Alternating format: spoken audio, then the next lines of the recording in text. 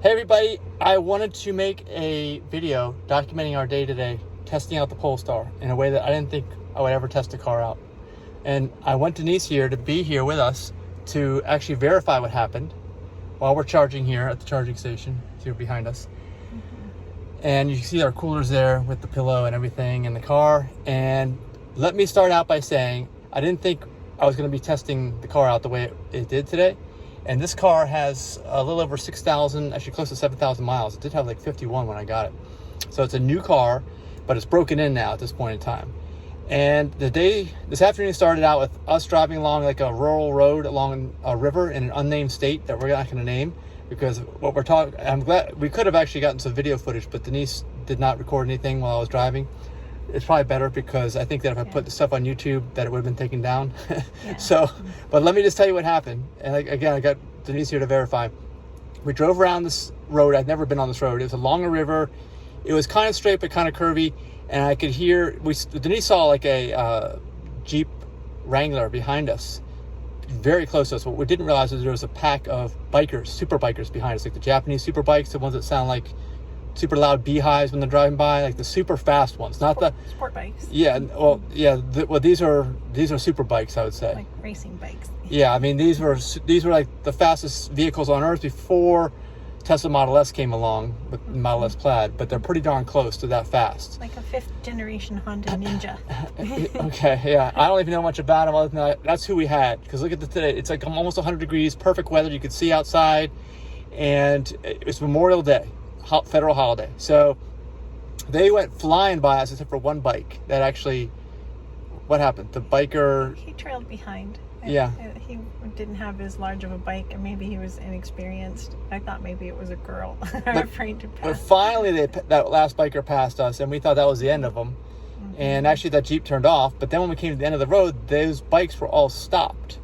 And so we were on this, River Valley Road, and we turned off onto the highway, went over a little bit up the hill to a mountain ridge road, and we knew we were gonna drive. This road I was familiar with. It was a very smooth, recently paved road, very low speed limit, but I knew the road, and I don't know how many times we've been on it before, but I turned left to get off, and all these bikers started approaching us again. They were stopped on the side of the road. We at the corner, we passed them all because they were stopped, and then they caught up to us just as I was making the left turn. I could see that they were all making the left turn as well. They probably knew that road too. They wanted to go on it because they love it, because it's full of twists and turns. Yeah. So basically, when I got on the road, I'm like, okay, either I got to pull over and let them go, or we're just going to go. We're going to go as fast as we can and try to outrun them. that was basically it, like a split-second decision, right? Yeah. So what did I choose? You started driving like a bat out of hell. Yeah, and let me also mention that I didn't have full power. I'm charging now. You saw the battery was at less than 20%. It was between 25 and 35% the whole time, which, as you know, with electric cars, it's the opposite of gas cars. Gas cars accelerate faster when you have very little fuel in the tank because it's less weight. But electric cars accelerate considerably faster when the battery pack is basically at 100%, because you have full power and you have reduced power when it's down low, which it was for our car. So yeah, I just took off, and for quite a while, I think we were on a stretch of road that probably lasted about 5 miles in length, I'm guessing. And our speeds approached triple digits, and the speed limit, I can't say for sure. I don't want to say. We shouldn't say, but I'm just telling you that I'm pretty darn sure it was less than 30 miles an hour. Okay. So that's how fast we were going.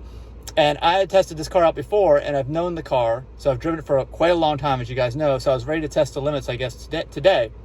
And I can tell you that it does drive in a very neutral manner. A lot of cars will either oversteer or understeer. And this is the two-wheel drive, front-wheel drive version. It's not the performance model with the super brakes, although I only touched the brakes 3 times, I'd say.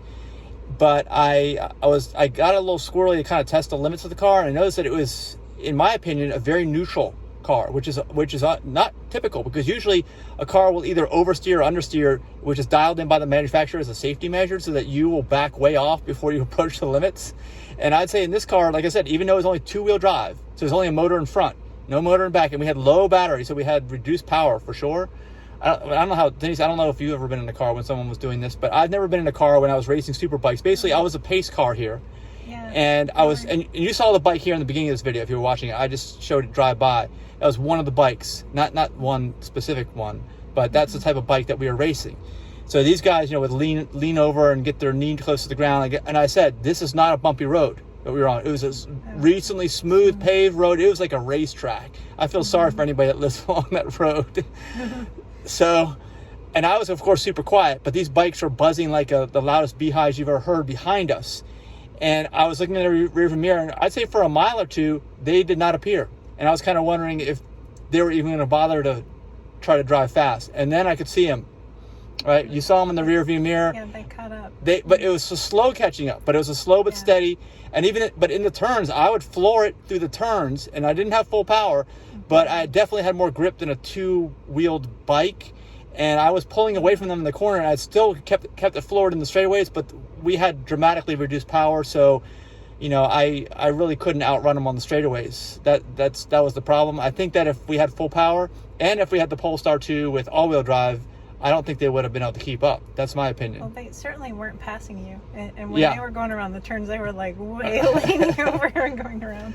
And I thought you were going to roll this thing over. Well, there was no rolling. I could feel it. I mean, you're not used to electric cars. You grew up in the age of ice cars. Ice cars, no matter what you got, even if it's a mid-engine car, you got a much higher center of gravity. Even this car doesn't have as low as like a Model 3 Performance or Model 3, but it's pretty darn low. This is built, we saw one the other day, an XC40 chassis, and it's lowered. So it's kind of weird the way it is, but it still provides a hugely lowered center of gravity. Yeah. And so I'd never thought that this thing would, you heard the tires howling a couple times, screeching. These are some pretty nice tires, these Michelin Primacies, I think. Yeah, they have plenty of tread left. And plenty of grip. A ton of grip, but they were screaming. I was throwing it into the corners as hard as it could have been thrown. Mm-hmm. So, I was able to stay in the lane, never left the lane, never any concern about that. I was driving conservatively as I approached the corners. I was not entering corners at full speed. So if you would have driven an SUV at that speed around the corners, don't you think you would have rolled? Sure, of course, yeah, definitely. Well, unless it was a full electric chassis like the Model X, I don't think that would have rolled. I've seen videos where they try to roll them, and they do tip, but they don't completely roll over because the center of gravity is so low. I was talking like an Explorer Expedition. Sure, yeah. Well, they're not designed to ever be on a track. This is Polestar. It's supposed to be pole position car, right? That's what Polestar is. So we tested it today. Literally, we were the pace car, I'd say. I was trying to outrun them, and what ended up happening, and Denise can also verify this, is that we approached... I basically caught up to another car, which was like a BMW convertible, and I don't know how fast they were going. I'm sure they were going well over the speed limit, but it was ridiculously slow compared to what we were doing. And right away I said, that's it, game over, because I'm not going to try to pass another car. This road is smooth as it is. Like I said, it's a very low speed road, and as we noticed all the way through this section that we drove in, there were no illegal passing zones. No, those bikes passed us both then. But they passed us earlier. I knew they were passing us earlier, and no illegal passing zones either. They just floor it, and they got so much speed that they're gone, no problem. They just drive over the double yellow. Yeah, and that's what they did. I stayed close behind this other car and to see if it was going to speed up or not, and it didn't. But I wasn't going to pass it, so all the bikes just went by one, and that was the end of it. But I did hold them off for quite a while, and I don't know how. Have you ever been in a car when someone was driving like that before? No. I said, I think you're going to roll it. You said, can't roll it. It's an electric vehicle. You're talking like you were really concentrating. Yeah. So was that fun driving around like that? Yeah, that was fun. It was like being on a roller coster. It sticks to the tracks. But it was also like a game because we had people chasing us. Yeah. That had more power. Yeah. They definitely had more power. They had more acceleration ability. Without a doubt, because this is not the performance model. This is a single motor and low battery percentage, as you saw. So yeah, but we would lose them on the straightaway. They caught up. That's what I'm saying. That's when they caught up. I lost them in the corners, no problem. That's what I'm saying. I tested this in the first corner or two before they showed up, and I was kind of twitching the wheel to see what it would do when it got to the limits of adhesion, and it didn't. oversteer. A car will either oversteer, which means the rear end's going to kick out. Usually in a rear drive car, it'll do that. Or it'll understeer, meaning you're trying to make the corner, but you're going so fast that no matter how hard you turn the wheel, it won't turn in. And it wasn't doing either of that. It was very well balanced, which surprised me because, like I said, usually auto manufacturers who are building cars, for the masses, they don't want a neutral car because that encourages you to drive it right up to the limit because you can. Yeah. But then when you hit the limit, then you're gone. That's the problem. That's why they dial that stuff in as a safety measure, because they don't ever want you to try to find the limit of the car. Yeah, so sorry I didn't get any video, but I was having a hard time just keeping myself steady. Yeah. And I didn't want any incriminating evidence. Yeah, there would have been evidence. So we're telling all lies right now. Actually, I don't think we are. But no. There's no proof except for Enterprise. Unfortunately, that's who I'm renting the car from, and I have a feeling they may have some kind of accelerometer or G-force meter in here. I don't know. Actually, we saw one thing earlier. It was like an SOS button. That's up here. Up in here. See this? It says SOS. We were doing some mountain roads early this morning at a kind of high speed. It wasn't it wasn't a racing speed like I was doing, but it was also a very low, below 30 mile per hour speed limit and super tight hairpin turns. Right, and there was 2 lanes wide on each direction because we were climbing a mountain, and that SOS button light lit up as if we had crashed. We need to push the SOS button because probably we were pulling so many G-forces. But again, I was going much slower. I wasn't racing. In this case, I didn't want to pull that many G-forces going close to triple-digit speeds, because if you lose it at that speed, you are gone. In this case, this is like Mountain Ridge Road. We would have been off into the big, thick, tall, heavy trees, and you know what happens. That it would be very bad if that were to happen. There wasn't any kind of extra cushion of like double lane width like we had when we were climbing that mountain early this morning, right? So that's it. I mean, I've never done anything like this before, but I'm happy to report I don't have any complaints about the Polestar, because I could have given you a complaint, or I could have said, oh well, the battery's not charged, it's very low, which it was ridiculously low, but I was still able to basically hold those super bikes off for a couple of miles. I mean, it took him a couple of miles, I'd say. I think we were racing probably a total of 5 miles. I'd say it took them about 3 miles till they caught up to me. And when they did catch up, it was a steady reel in, but it was not super fast. They didn't all of a sudden appear. They were behind me. I saw them through a couple turns. I was trying to hold them off. And I know they were trying. It felt like they weren't trying. It's funny that they didn't wave at you or anything when they passed. Oh, they were probably scared to death. I mean, if we were doing this in the car, this has some pretty wide tires. I think it's like 245s, and I'll show the tires at the end of this video. But so we had lots of grip. I mean, that's the thing. Electric cars, even though this is not a full electric chassis, that's the other thing. I was concerned about that, but the center of gravity is low. It's lightweight, relatively, because it only has a single motor, and the tires are very good. They're very wide compared to the size of the chassis. This is a small wheelbase and a narrower width, but wide tires. Denise You're almost half done charging. We gotta get going.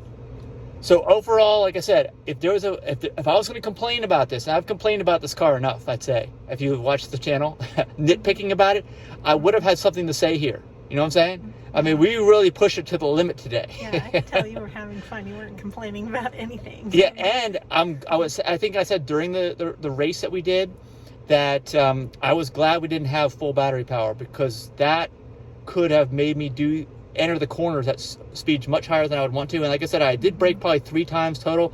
Aside from that, it was all regen, and I didn't experience any brake fade or anything. We don't have the Brembos, the optional stuff, but you got regen built in on an electric car. I don't think you really need that unless you're constantly racing all the time. But this thing stops fast. You don't need Brembo brakes. Yeah. So that's I don't know. For me, I'd say that this thing earned its name today, even though, like I said, we don't have the performance model. I'd be interested to see, I don't know, I've never seen a YouTube video on this either, where an electric car tries to hold off, Japanese super bikes on a twisty mountaintop road. But I'm probably giving somebody some ideas now. Maybe we'll see that in the future. Yeah. And do it in a closed course, of course, in a legal fashion, so you're not actually exceeding the speed limit and going to get anybody in trouble or anybody injured. We don't want to see that. Right? Okay, thanks for watching. Let me know what you think in the comments about this whole experience. And if you have any questions for me, specific questions actually, about what happened during this this challenge or whatever you want to call it. Let me know. Bye. Bye.